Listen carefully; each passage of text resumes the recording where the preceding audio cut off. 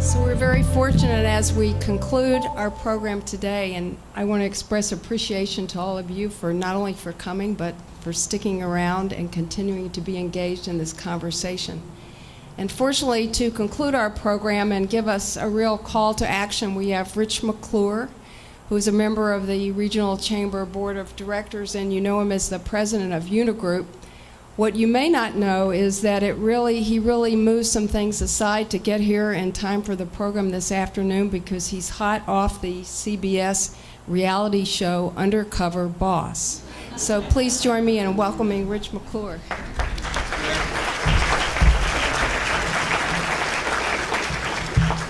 Actually, Undercover Boss was a couple of years ago, but you can still get it on reruns on iTunes, but it's demand pricing, so I think it's down to 25 cents now if you want to.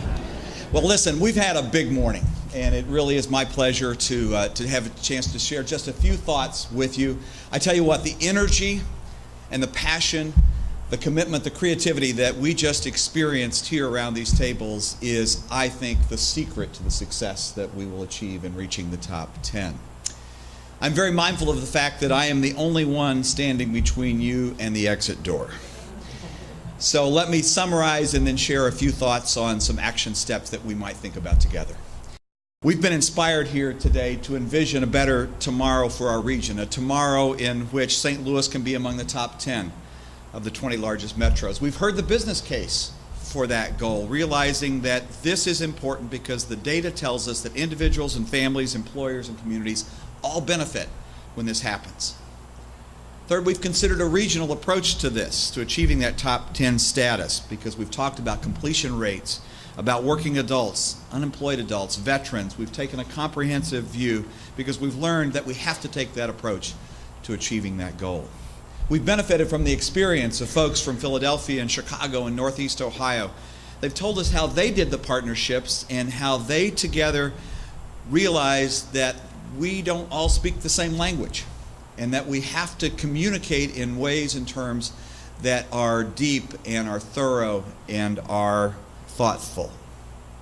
We've been introduced to a number of promising programs sponsored by colleges and civic groups and universities and government agencies, and it's this infrastructure that's in this catalog as a start that can help us build. And then, frankly, I think most importantly, we just heard all of you describe exactly what you think about how initiatives might be aligned with these goals. But now the important part of this program, because we're going to leave this assembly now and we're going to return to our workplaces, and we in effect are leaving the summit and returning to the plains where the hard work has to be done. But I think the important thing about what's happened here this morning is that there is a momentum. The flywheel is starting to turn faster. There is the opportunity to take this knowledge and the resolve to act, and this is the point where we all must come together. So the case has been built. Let me just share this thought with you quite candidly. The case has been built for the economic imperative of this goal. And that economic imperative showed, as Lee gave us the data, a 75% earnings improvement for someone, between someone who doesn't finish high school and someone who has some college. That's substantial, and that is compelling. And we saw the data about the economic impact on the region. So the economic imperative is very clear. But my friends, here's what I want to submit to you today. That this is more than an economic imperative. The college preparation component of the plan, the challenge of solving education inequality in our elementary, secondary schools is a moral imperative. I believe it is the sleeping civil rights issue of our day. So we have to beat this culture of low expectations in our schools. We have to solve education inequality. And to do that, we have to have the conviction that all students can achieve when they've invested in their education, when they're held to high expectations, and when they have an advocate who's helped them overcome the challenges in their lives. There are 16 million children in poverty in our country. 66,000 of them live in our region. They deserve an excellent education that prepares them for post-secondary learning. And you know what? We know that can happen. There are examples. Here in St. Louis, we have the KIPP Inspire Academy. They are just promoting their first 8th grade class. They took 5th graders who were on average a grade and a half to 2 grades behind, and they now have placed 80% of their 8th grade matriculates in college preparation high schools in the region. Solid, strong high schools, all names you would recognize, and they're on the way to placing the rest. And you know what? The data nationally shows that 95% of those 8th graders will enter college. 40% of them will graduate from college, which is higher than the national average, and it's 5 times the national average for low-income students like these students represent. It is hard. I think the panel showed us that. This is one of those long-term, really difficult goals, but it can be done. We can no longer afford to accept, to tolerate, or just somehow quietly ignore test scores which show that fewer than 18% of 3rd graders at some schools in our region are at grade level, or that 14% are proficient in language arts, or that only 62% of the students graduate from high school. So while there are some improvements, and some significant improvements in some areas, it's just not happening fast enough. Last night I listened to Matt Fries. Matt is a first-year Teach for America Corps member at Fanning Middle School here in the St. Louis Public Schools. He's come to St. Louis to give at least 2 years of his life, maybe more, to teach in our schools. He was a top student in a top flight school, and he came here because he said, I am committed to making a difference in my students' lives. And so I listened to him tell about the progress toward proficiency for his 7th grade math students. And I listened to him talk about specific students. He talked about Brandon, a student with great difficulty, great challenges at home, and great personal difficulty, close to suspension. And he talked about Brandon in terms where he said he just wants someone to listen to him. He just needs someone to love him, and I'm going to be that person. Matt's on the front line. He's making a difference in students' lives every day, and that's what it will take, because we have to develop, my friends, this compelling sense of urgency that says the truth-telling that we've talked about today is reality. For too long, our priority has been in this space, we'll get this done someday. Well, in the words of the protagonist from the mid-70s movie Network, we have to be as mad as hell, and we're not going to take it anymore.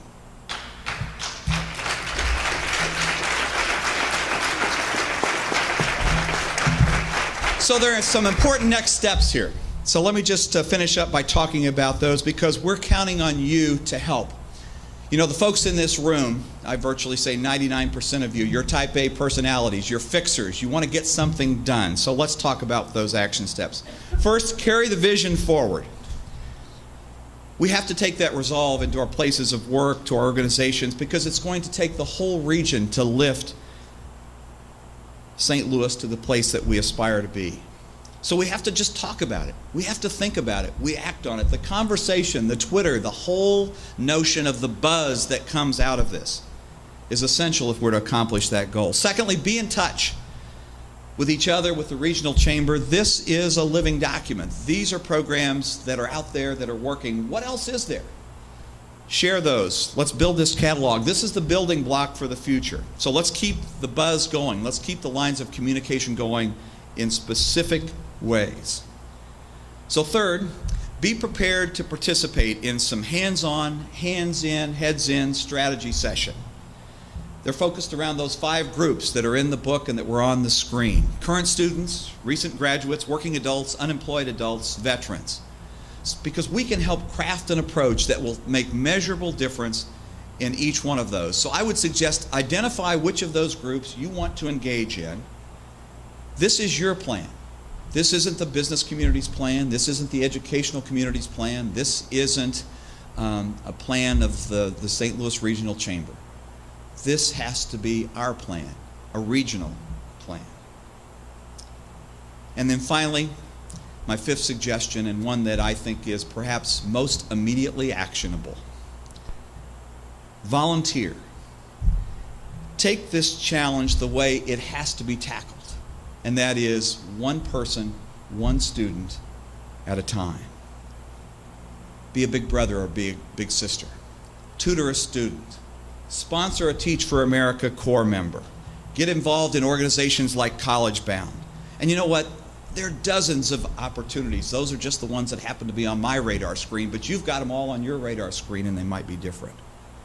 Each of us can do something individually, even if it's a small step, while we're working on the larger strategies and the bigger programs. So this is everyone's cause. We need to issue that clarion call coming out of this meeting to our community at large, to those that are most impacted in our community, in our region, by educational inequality, to the companies that are most impacted by an undereducated workforce. This is everyone's cause.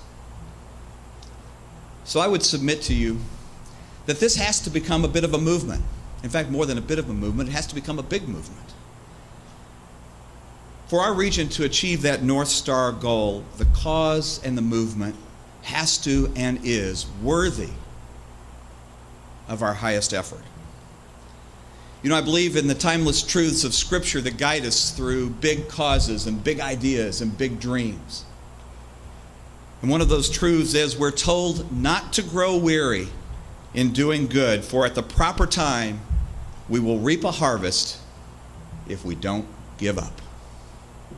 And we're challenged also in those timeless truths to realize that to those to whom much is given, much is expected. So we are incredibly blessed in this region. I heard you talk about it as you reported out from your tables. We must be, as Mark reminded us up here at the start of the day, we must be stewards. We must be servants, because that you do is hard. So to you we say thank you. And we want to join alongside you in creating an environment to remedy educational inequality, to improve our workforce, and to, in fact, create a region that will be in the top 10. Well, the St. Louis Regional Chamber, the Talent Council, they've played a key role today, and they've done a great job. But the real work's been done by you, by being here, by staying, and by being committed to go out and now put boots on the ground. It's up to all of us to launch this movement and lead going forward. We're counting on you, because it's everyone's cause. God bless you.